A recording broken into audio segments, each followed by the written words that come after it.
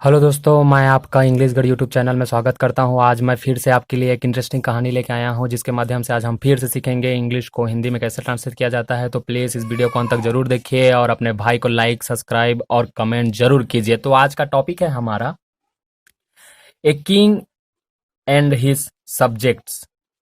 A king and his subjects.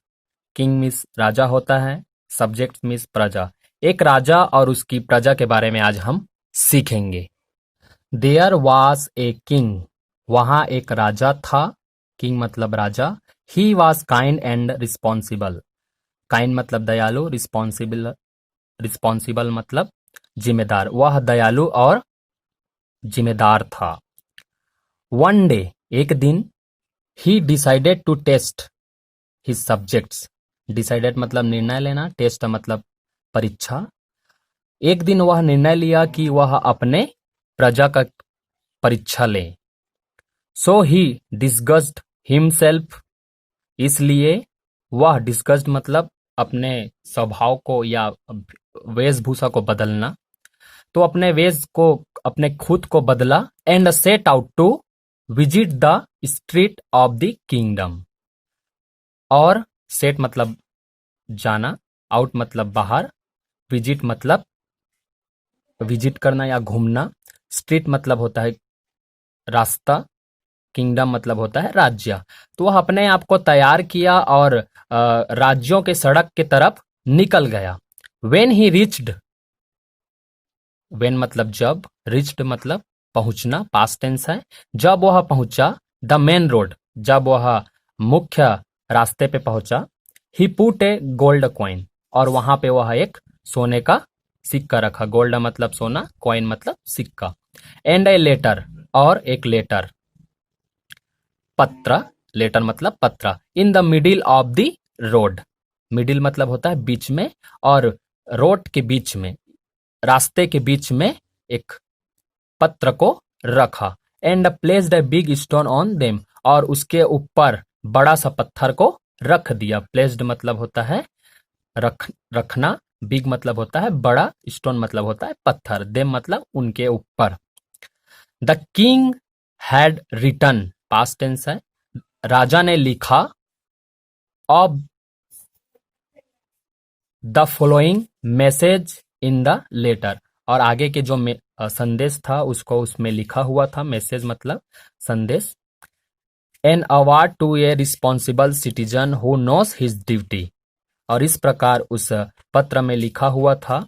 N मतलब एक, award मतलब होता है पुरस्कार, सिटीजन मतलब होता है नागरिक, हु मतलब कौन, नोस मतलब जानना, ड्यूटी मतलब काम या अपना ड्यूटी। तो यहाँ पे राजा कह रहा है, और उस पत्र में लिखा हुआ है कि जो एक पुरस्कार है जो नागरिक अपने ड्यूटी में जिम्मेदार है। The king did himself behind a Bush.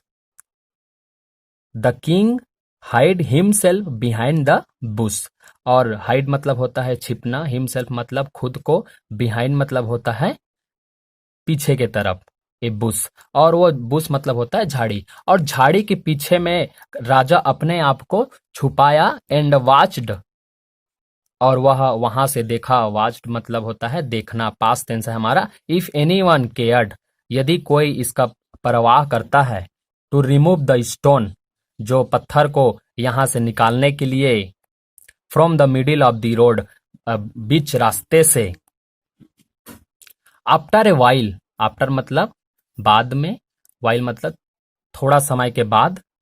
A milkman came, milkman मतलब होता है दूध वाला। A milkman came there, came मतलब आना, और ये पास्ट टेंस है। जब दूध वाला आया, he had a can of milk with him. Can मतलब होता है एक बर्तन में उसके पास मिल्क था, दूध था।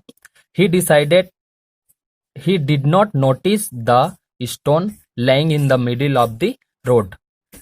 नोटिस मतलब होता है ध्यान देना, laying मतलब होता है रखा हुआ या वहां पे पड़ा हुआ। और जो पत्थर उस रास्ते में पड़ा हुआ था उसको उसने ध्यान नहीं दिया। द मिल्क मैन स्टम्बल, और जो दूध वाला था, स्टम्बल्ड मतलब होता है ठोकर खाना, और दूध वाला उस पत्थर में ठोकर खाया। And the while milk was the whole milk was split. Split मतलब होता है छिलकना या गिर जाना, और जो जितने भी दूध थे सब गिर गया। The milkman lost his temper and grumbled. Temper मतलब होता है आपा खोना, और दूध वालों को गुस्सा आया, और गुस्सा आने के बाद वो अपना आपा खो दिया और बुरा भला कहने लगा। ग्रम्बल्ड मतलब होता है बुड़बुड़ाना या कुड़कुड़ाना। Who has put such a big stone, और कह रहा है कि किसने इस प्रकार के पत्थर को रखा है, कहाँ रखा है, in the middle of the road, और रोड के बीच में। Crushing the people who had put the stone there, और वहां पे जो पत्थर रखे थे उस लोगों को वो दूध वाला श्राप दे रहा है। पीपल मतलब लोग, क्रशिंग मतलब श्राप देना। The milk man went his way, और वेंट मतलब ये गो का पास्ट टेंस है, और जो दूध वाला था अपना रास्ता चला गया, वे मतलब रास्ता। But he did not take any trouble to move it from there. But मतलब परंतु, डिड नॉट ये पास्ट टेंस का है, टेक मतलब लिया, एनी मतलब कोई भी, ट्रबल मतलब जोखिम, वो मूव मतलब वहां से हटाने के लिए। लेकिन वह कोई प्रकार का जोखिम नहीं लिया उस पत्थर को वहां से हटाने के लिए। After some time a horse cart came down the road. कुछ समय के बाद, हॉर्स कट मतलब घोड़े गाड़ी, वहां पे आया। The cart man was merrily singing a song, और कट मतलब होता है गाड़ी, और जो घोड़े गाड़ी जो चला रहा था वो मेरिली मतलब आनंद से गाना गा रहा था। And he did not notice the stone, और वह भी उस पत्थर को ध्यान नहीं दिया। The middle of the road, जो बीच रास्ते में था। One day one of the while One of the wheels of the horse cart hit against the stone and the, और घोड़े गाड़ी के जो एक पहिया था वह पत्थर में जाके टकराया। Cut almost ओवरटर्न्ड, horse cut almost overturn, और यहाँ तक कि बैलगाड़ी लगभग पलटने वाला था। The passenger did not fail out, but passenger मतलब होता है सवारी, फेल मतलब गिरना, आउट मतलब बाहर, और जो सवारी थे वो बाहर नहीं गिरे। But they escaped with a bruises, but लेकिन वे वहां से, एक्सेप्ट मतलब होता है बचना, एस्केप्ड विथ ए, और ब्रूजर्स मतलब होता है चोट खाना, और वो चोट खाते खाते वो लोग बचे। The angry cart man shouted, और वो गाड़ी वाला बहुत गुस्सा होके चिल्लाया, how irresponsible the people of this city are, और हाउ मतलब कैसा, कैसे यहाँ के लोग गैर जिम्मेदार, इरिस्पॉन्सिबल मतलब होता है गैर जिम्मेदार यहाँ, और घोड़े गाड़ी वाले कह रहा है कि यहाँ इस शहर के लोग कैसे इतना गैर जिम्मेदार हो सकते हैं। They never think of others, never मतलब कभी, थिंक मतलब सोचना, अदर्स मतलब दूसरे, दे मतलब वे दूसरे के बारे में कभी नहीं सोचते क्या। If I found the man who has put the stone here, found मतलब पाना, पुट मतलब रखना, और वो कह रहा है कि यदि मैं उस पत्थर रखने वाले को मिल जाऊं, I will certainly break his bone, और मैं उसके हड्डी को निश्चय ही तोड़ दूंगा। The cart man proceeded without removing the stone, और प्रोसीडेड मतलब आगे बढ़ना, विथआउट मतलब बिना किए, रिमूविंग मतलब वहां से हटाए, और जो घोड़े गाड़ी वाले थे वहां से बिना पत्थर को हटाए वहां से वो आगे बढ़ गया। Meanwhile a farmer came there, कुछ समय के बाद फिर से फार्मर वहां पे आया, विथ हिज बुलक कट, और वह बैलगाड़ी के साथ आया। ही noticed the stone in the middle of the road, वह ध्यान दिया जो पत्थर रास्ते के बीच में था। He draw his bullock cart to one side of the road, और वह अपने गाड़ी को धीरे धीरे करके रोड के बगल में लेके गया। In such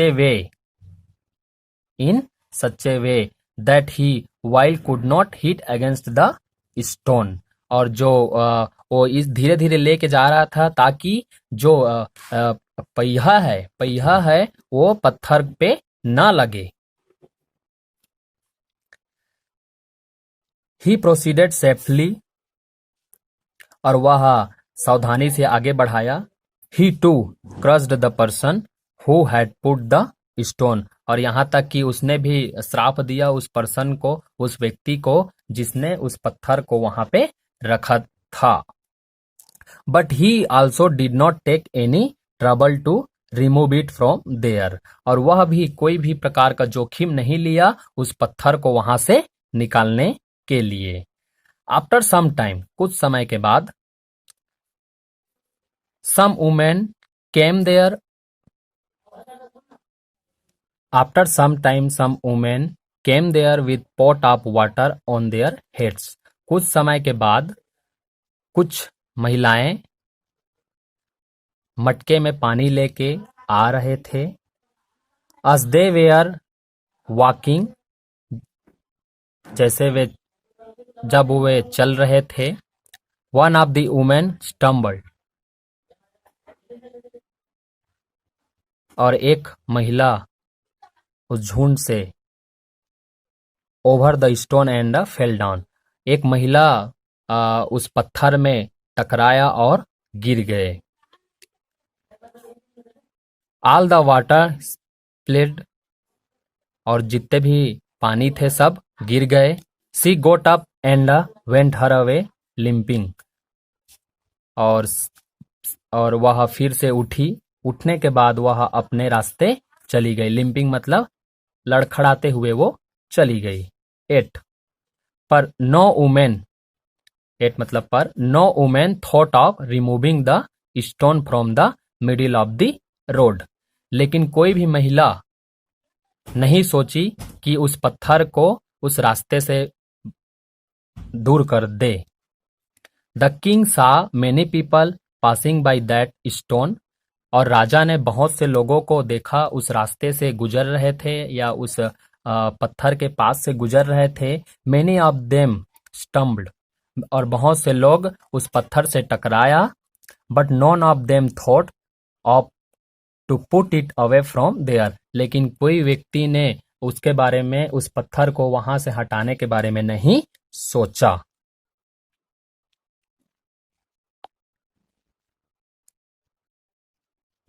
the king felt that no one was lucky enough to get the gold coin which was put under the stone, और किंग